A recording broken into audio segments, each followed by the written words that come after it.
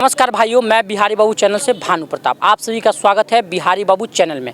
अभी हम पटना के वेटनरी कॉलेज के ग्राउंड में है और यहाँ पे आज जन सुराग का जो सभा हुआ है ये राष्ट्रीय पार्टी घोषित हुई है और इसके जो राष्ट्रीय अध्यक्ष हुए हैं मनोज भारती जी हुए हैं। तो हमारे साथ कुछ जन सुराग के सिपाही हैं जो कि इन लोगों का उम्र भी आप देख सकते हैं, तो इनको काफ़ी राजनीति इन्होंने देखा है और काफ़ी अनुभव है। तो आइए हम इनसे बात करते हैं कि ये पहले किसी पार्टी से जुड़े थे या नहीं जुड़े थे, अभी किस विचारधारा के साथ जन सुराग के साथ जुड़े हैं और जन सुराग के सिपाही बने हैं। क्या नाम हुआ सर आपका? डॉक्टर तारिक इमाम। तारिक इमाम, कहाँ से हैं सर आप? मुजफ्फरपुर से। जन सुराग जो पार्टी आज घोषित हुई है, एक कोई ऐसा दो चार फैक्ट बताइए जो लोग बिना सवाल किए इसके साथ और जुड़ें और इस पे और विश्वास करें। देखिए, हम पहले राजनीति में शुरू से जी हम कांग्रेस में थे जी जी और बहुत दिन तक कांग्रेस में रहे, जी लेकिन सबका चेहरा एक ही तरह का देखा। चाहे कोई पार्टी हो, नाम लेने की जरूरत बहुत नहीं है, नहीं एक ही चेहरा देखा। वही कोई ज़्यादा पोता हुआ, कोई कम पोता हुआ, जी, समझा? लेकिन एक सब ही पोते देखा। हुए। हाँ, सब पोता हुआ। जी लेकिन जब इनकी बातों को सुना प्रशांत किशोर जी के, जी तो शिक्षा की दिशा में क्या कर रहे हैं, नौकरी के दिशा में क्या प्लानिंग क्या करने की है, लोगों को, महिलाओं के प्रति उनको मतलब क्या करना है, जवानों के प्रति क्या करना है, बिहार को आगे बढ़ाना है, तो उनकी बातों से मैं बहुत प्रभावित हुआ। और वही प्रभावित होने का नतीजा है कि हम इस तपती रेगिस्तान में, समझिए इतनी गर्मी में भी, भयंकर गर्मी में भी अंत तक, शुरू से अंत तक वहाँ पर डटे रहे ताकि उनकी हर बात को समझें। 5 बातों पर उन्होंने जोर दिया है।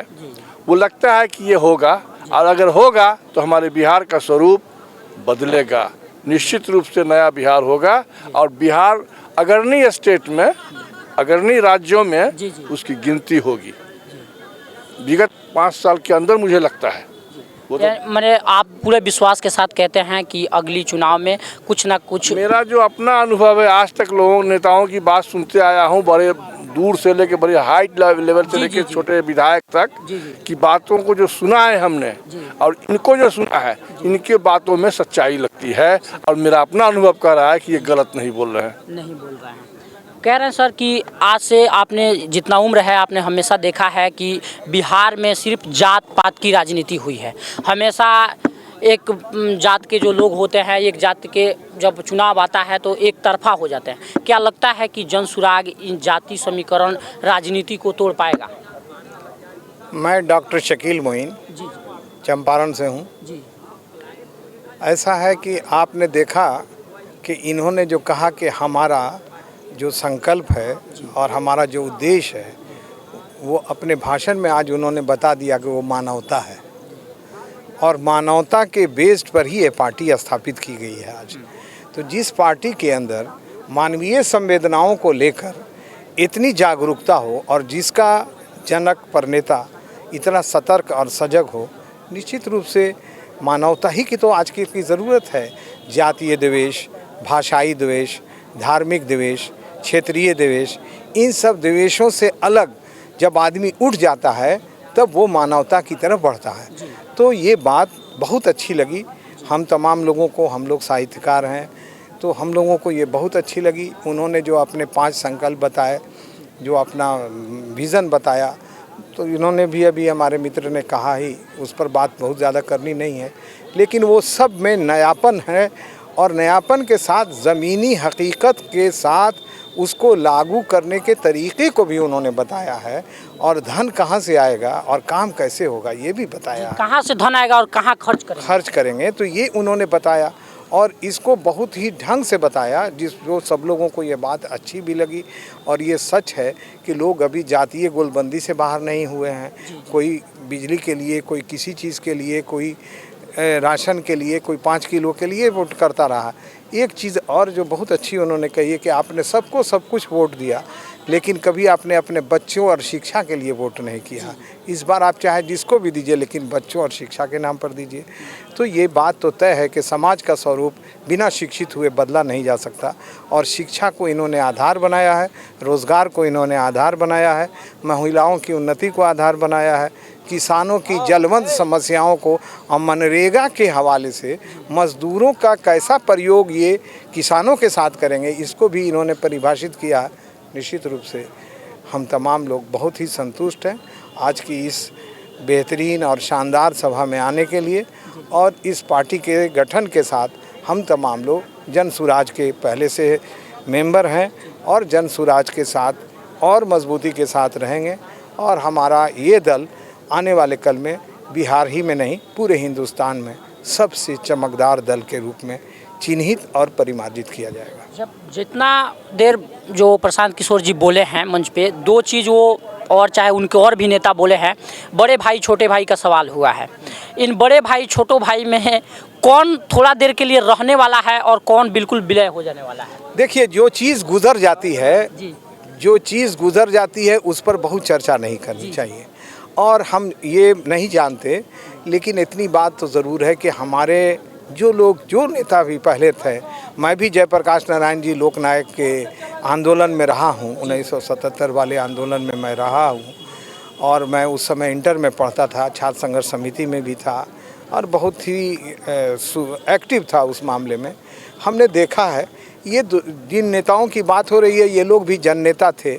अब कुछ तो मजबूरियां रही होंगी, यूं कोई बेवफा नहीं होता, तो इन लोगों ने बेवफाई अगर की है तो इसको जनता समझेगी और उसी को परखेगी। लेकिन इतनी बात तय है कि अब हम उन पर चर्चा करना नहीं समझते हैं। हाँ, ये बात है कि एक वक्त था जो वंचितों की, उन्होंने कहा कि लालू ने वंचितों को आवाज़ दी, नीतीश ने बिजली दी, सड़क दी, हॉस्पिटल दिया। अब इन चीज़ों से आगे बढ़ करके इन्हें करना है और ये साबित करना है। तो विकास तो बिहार में हुआ है निसंदेह, गलत बात हम लोग नहीं कहेंगे, लेकिन बिहार विकास के बावजूद भी इतनी ज़्यादा टीका टिप्पणियों के साथ बहुत ही अच्छे ढंग से इसको नहीं लिया जा रहा है। इसी बात का अफसोस है। और अब जो संकल्प जन स्वराज ने लिया है और जन स्वराज जब आई है तो लोगों को एक विकल्प बहुत बड़ा और बहुत अच्छा और बहुत पवित्र विकल्प दिखाई दे रहा है। हम तमाम लोग बहुत ही आशावान हैं जन स्वराज के हवाले से। लोगों से क्या कहिएगा, एक शब्द में लोगों से क्या कहिएगा? लोगों से मैं यही कहूँगा कि ये दौर रोज़ बरोज़ मॉब लिंचिंग के नाम पर आप देख रहे हैं, सांप्रदायिक घृणा के नाम पर और धार्मिक उन्माद भरे नारों के नाम पर जगह जगह बांटा जा रहा है। आपसी वैमनस्य से पूरा भारत प्रदूषित होता जा रहा है। इस ऐसे में यही एक पार्टी है जिसने मानवता को बेस्ड करके अपना संकल्प लिया है। तो मैं यही कहना चाहूँगा कि भाई मेरे, आपका धर्म चाहे कुछ भी हो, भाषा आपकी कुछ भी हो, बिरादरी आपकी कुछ भी हो, लेकिन ये याद रखिए कि गरीब गरीब होता है, अमीर अमीर होता है, भूख भूख होती है, रोटी रोटी होती है। सबकी ज़रूरतों को समझिए और मानवीय संवेदनाओं की जो पवित्रता है और ईश्वर का जो दिया हुआ आपको अलंकार है, जो आप स्वस्थ हैं, ठीक हैं, अगर आप सक्षम हैं, गरीबों की मदद कीजिए, ज़रूरतमंदों की मदद कीजिए। उसमें जाति, बिरादरी और धर्म को मत देखिए, मानवीय संवेदनाओं को आगे रख के चलिए। यही जन स्वराज का भी संकल्प है। बहुत बहुत धन्यवाद सर ने कितना अहम बात बताया।